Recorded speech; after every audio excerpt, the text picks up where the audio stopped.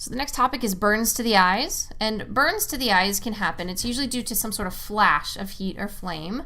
Welders, have you guys heard of welders? Welder's eye. It's burns to the eye. They look awful. The white parts of the eyes look bright pink. From what I understand, it's very uncomfortable. The eyelids are going to close reflexively, so the eyes themselves are not usually burned, but it can happen. Don't pry the lids apart, because that's going to be really uncomfortable for your patient. So cover them with sterile dressings and transport. Chemical burns. So somebody's working in a factory or something like that. Chemical burns are a true ocular emergency. These are things, the chemicals, once they get in your eye, you have to get them flushed out. Otherwise, they're going to keep eating through the eye. It's like the chemicals don't really go away. They're just going to keep doing damage to the eye. So you're going to flush with large amount of water or saline. You're going to wash all the way to the hospital. Wash medial to lateral. So remember, medial is the middle, lateral is the side. So you got your person here, got a big old nose, and there's his eyes. So you're going to start by pouring the fluid in here and then let it wash this way. And if it's in both eyes, you're going to have to get creative because you want to stay medial to lateral. And you do want to wash out the contacts in this case. Never wash anything with anything other than a water or a balanced salt solution. So either normal saline or lactated ringers. And these are just IV solutions that paramedics may carry, so they're probably easily accessible. So normal, saline, and LR is lactated ringers. Do not introduce any sort of chemical antidotes into the eye. So some of these things, if it's a very strong acid or base or something that has an antidote, you don't want to use those in the eye. Only water or a balanced salt solution. Light burns. So superficial, I guess the welding here is not heat so much. You can have light burns from the welding. So you can have superficial, which is a sunburn or a welding torch. And these are going to be just aching, severe pain, redness, and you're going to have eyelid spasms. You can also have deep laser burns or looking directly at the sun. And this is actually going to leave blank spots in your visual field, and the burns can be permanent. So we'll move into penetrating trauma. So eyelid injuries, you can see in this picture, maybe some sort of stab wound or something like that, or laceration rather, maybe a dog bite, I'm not sure. But it looks like that lid's pretty well torn up. That's not awesome. So you want to control bleeding with light to moderate pressure. You don't ever want to push on the eyes too much because it can actually cause your heart rate to drop a little bit, make people feel a little sick to their stomach. So not too much pressure on the eyeball. Cover with a moist dressing, and these patients need to be seen by an ophthalmologist. So make sure the place you're transporting has an ophthalmologist. So is the MD on call? Ask the hospital that before you go.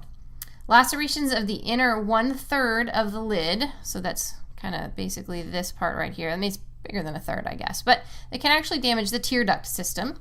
Lacerations involving the lid margins can cause notching, so you could have a little notch here, which means you don't ever get your eyelid closed all the way.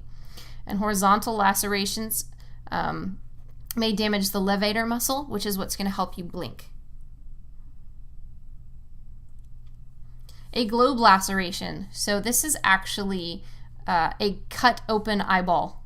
So the actual white part, like the sclera, is cut.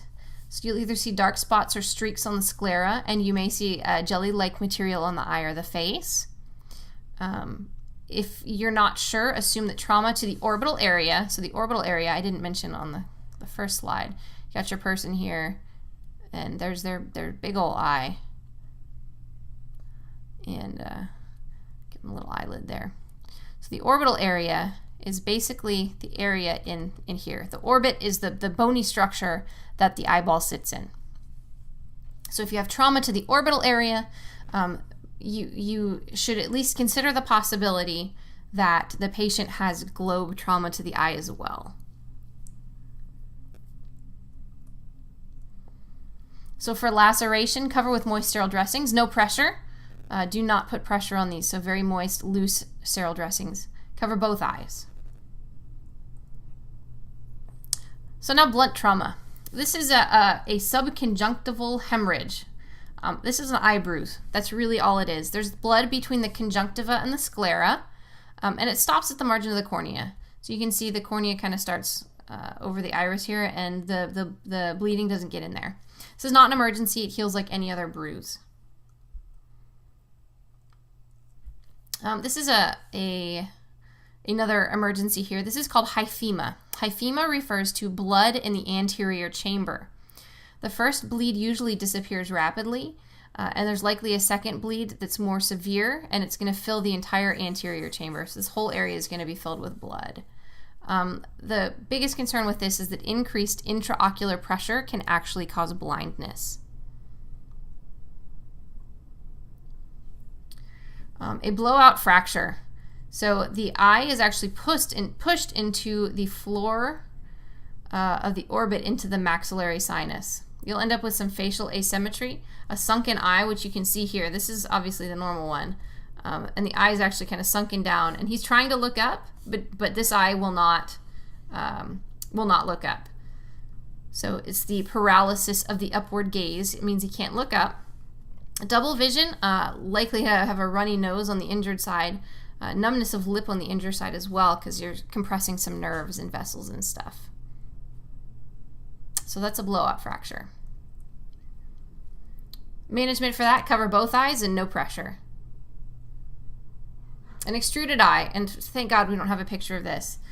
This is when pressure from below pushes the eye partially out of the orbit. So the eye is actually coming out of the socket. Do not attempt to replace this. Keep the eye surface moist. The lids are not likely to close over the top of it. Cover it with a cup. So you have your patient here. Oops, apparently we have a very square chin today. And their eyeballs kind of hanging out over here part way. So you're actually going to take and put a cup, let's see if I can draw this, right like over there. So you got your cup there, so that you can't see the eye, of course. And then you're going to secure the cup in place.